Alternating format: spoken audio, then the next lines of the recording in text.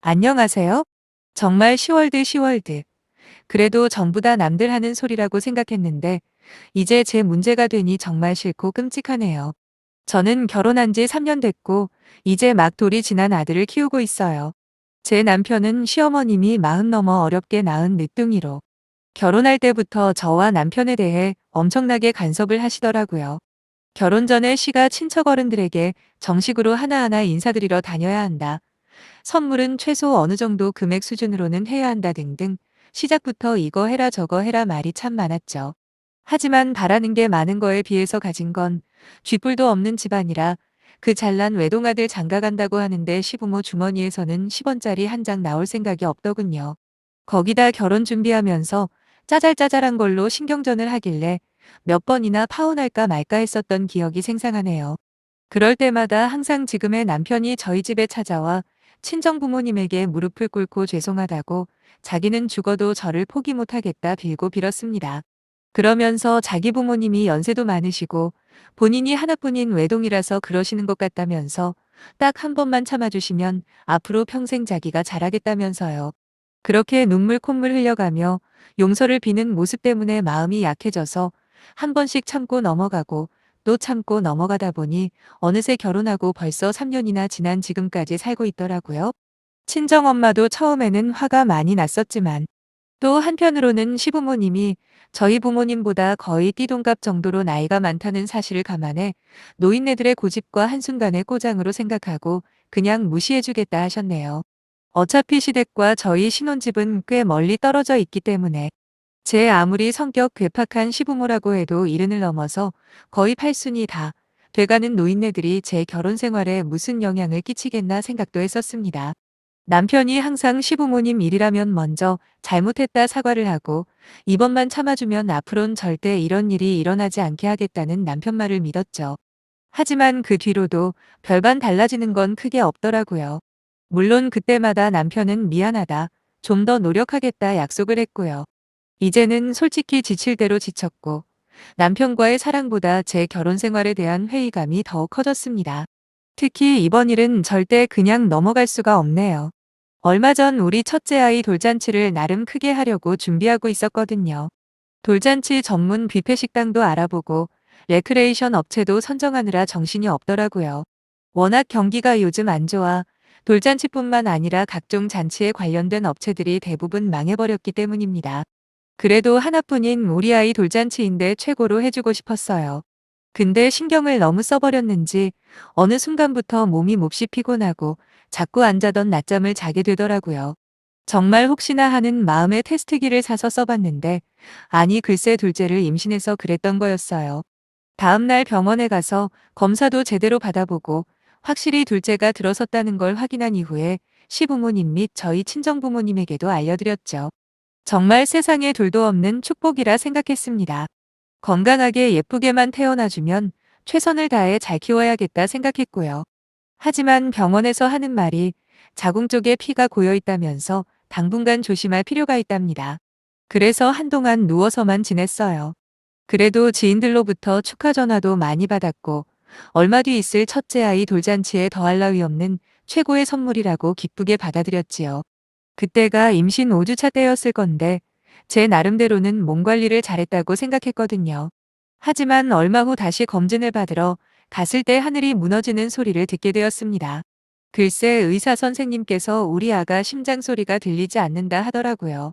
그래도 조금 늦게 시작하는 경우도 있다고 며칠만 기다려보자는 그 말만 붙들고 버텼는데 결국 안타깝게도 저는 둘째를 한 번 안아보지도 못하고 떠나보내야만 했네요. 사실 첫째 때보다 더 조심하고 또 조심했기 때문에 아이가 뱃속에서 잘 있을 거라 철석같이 믿고 있었습니다.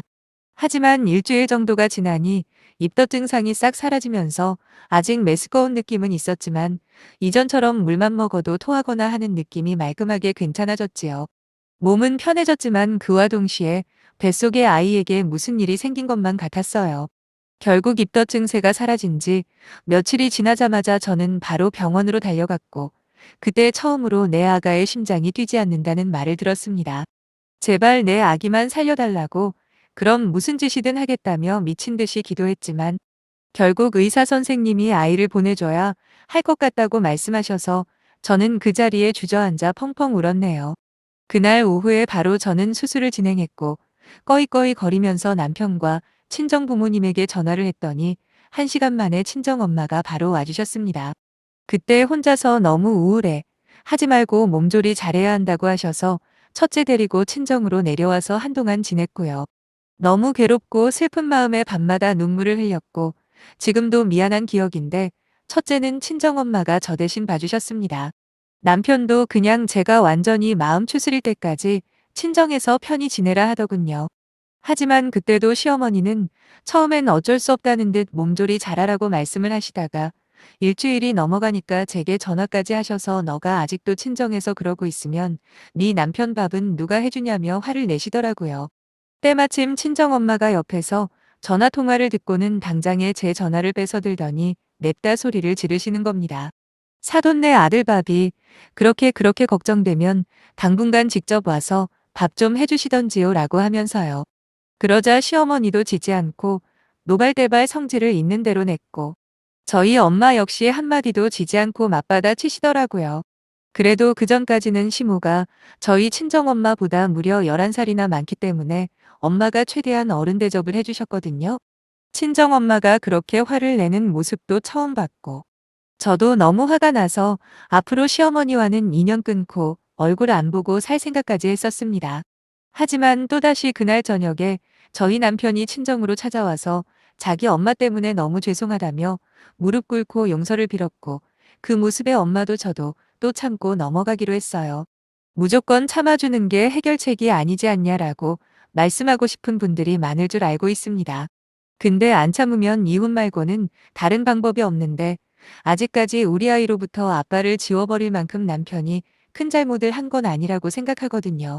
비록 막말을 한 장본인인 시어머니한테 사과를 받지는 않았지만 저도 보란듯이 친정에서 푹 쉬며 시간을 보내면서 내가 남편한테 밥 차려주는 사람이 아니다 라는 무언의 항의를 하고 있었습니다. 그렇게 친정에서 시간을 보내는 사이에 원래 계획되었던 첫째 아이 잔치 날짜가 찾아왔는데 제가 어찌 아무 일 없다는 듯이 돌잔치를 열어 웃고 떠들고 하겠습니까? 비록 이미 식장도 예약 끝냈고 계약금까지 걸어놓은 상황이지만 정신적으로 스트레스가 너무 심했기 때문에 도저히 사람들 앞에 억지로 나설 자신이 없더군요. 결국 예정된 돌잔치는 2주도 안 남기고 취소하기로 했고 계약금이 좀 아깝긴 했지만 돌려받지 못하는 건 어쩔 수 없다고 생각했어요. 저희 친정 부모님도 제 기분 이해한다고 위로해 주시면서 그냥 작게라도 가족끼리 축하해 주자고 하셨지만 역시나 시부모님만큼은 그냥 넘어가지 않더라고요. 아주 노발대발하시면서 아니 대체 우리 집안 장손 돌잔치를 왜 안 하냐고 뱃속에 아이는 못 태어났으면 그만이지 얼굴도 못 보내 하나 가지고 왜 그렇게 유난을 떠냐 하시대요. 그리고 이 정도로 시간을 줬으면 알아서 털고 올라오라고도 하셨고요. 이제는 첫째를 봐서라도 그만 좀 하라는데 진짜 저게 사람들인가 싶었네요. 특히나 이번에 주로 난리치신 건 전처럼 시어머니가 아니라 시아버지였거든요. 손자 돌잔치 한다고 진작에 이야기 다 해놨는데 이제 와서 취소한다고 하면 무슨 집안 망신이냐고 하시면서요. 제가 시부모 전화를 일부러 안 받고 피하자 나중엔 저희 친정 엄마한테까지 전화하셔서 화를 내고 저를 설득해보라고 닥달을 하시더라니까요. 하지만 저희 엄마도 저랑 성격이 비슷하시다 보니 한 번 아닌 건 아닌 사람이거든요. 아니 애 엄마가 안 하기로 결정했으면 그런 거지. 무슨 말이 더 필요하냐라고 하시면서 시부모 두 분 다 더 이상 입도 뻥긋하지 못하게 만들어버렸죠. 뭐 남편 통해서 뭐라고 잔소리를 하셨지만 어차피 남편이야 제 앞에서는 찍소리도 못하는 사람이라서 그냥 신경 쓰지도 않았네요. 대신에 첫째 돌잔치는 저희 가족끼리 식사하고 조촐하게 하기로 했고 양가 부모님들만 모셔서 아이 한복에다 돌잡이상 간단하게 준비해서 돌잡이하는 사진 정도만 찍으려 계획을 짰습니다. 그런데 이번에도 시부모님이 그냥 넘어가지 않는 겁니다. 그딴 게 무슨 돌잔치냐고요. 결국 참석을 안 하셨고 결국 친정 부모님만 참석한 자리에서 저희끼리 어색하게 첫째 돌잔치를 지내게 되었네요. 저희 부모님께서는 한 냥짜리 금팔찌를 돌선물로 해주셨어요. 물론 시부모님은 선물은커녕 흔한 전화 한 통도 안 주시더군요. 결혼 전부터 항상 시댁은 이런 식이었죠. 뭐 하나 해줄 능력도 그럴 생각도 없으면서 뭐가 그리 할 말이 많은 건지 말이에요. 옛날에야 나이도 많으시고 어쨌거나 시부모님이라서 웬만하면 말을 따라야 하는 줄 알고 스트레스 받으면서도 살아냈거든요. 하지만 요즘 들어서 점점 시부모님이 우습게 보이기 시작하더라고요. 특히 이번 우리의 돌잔치 때 확실하게 깨달았습니다. 그렇게 아끼고 사랑하는 손자라고 하면서 자기들 말 안 들어주고 기분 나쁘게 했다는 이유로 돌잔치에 오지도 않고 실반지 하나 보내지 않으면서 대체 무슨 자격이 있다고 떠들고 있나 싶은 거죠. 이제는 더 이상 질질 끌려 다니지도 않을 거고 헛소리 하시면 저도 듣고만 있을 생각이 없습니다. 그렇게 둘째 보내고 첫째 돌잔치까지 조촐하게 잘 마친 뒤 그로부터 시간이 석 달 정도 지났고 이제는 저도 많이 회복해서 예전만큼 슬프지는 않아요. 제가 몸 관리를 잘 못해서 둘째가 떠난 것 같다는 죄책감이 여전히 남아있긴 하지만 언제까지 울고 슬퍼하고만 있을 수는 없잖아요. 그런데 며칠 전에 시어머니한테 전화가 오더니 정말 뻔뻔한 목소리로 묻더라고요. 참고로 올해가 시아버지 팔순이거든요. 칠순 때는 며느리가 없는 상황이었으니 그렇다 쳐도 이번 팔순잔치는 저보고 책임지고 준비하라네요. 아니 세상에 진짜 사람이 뻔뻔해도 저리 뻔뻔할 수가 있나 싶었습니다. 그리고 제가 시집을 온 이후로 지금까지 시부모님에게 받은 게 뭐가 있나 곰곰이 생각을 해봤지요. 하지만 아무리 생각하고 또 해봐도 껌 하나 그 집에서 받아본 적 없더라고요. 그래도 작년까지는 명절 때마다 저희 친정에서 시부모님에게 따박따박 선물도 보냈었는데 가는 건 있어도 돌아오는 게 하나도 없다 보니 올해부터는 제가 보내지 말라고 말렸습니다. 뭐 시댁 형편이 여유가 많이 있는 편은 아니지만 받은 선물에 대해 감사 표시할 만큼은 되거든요.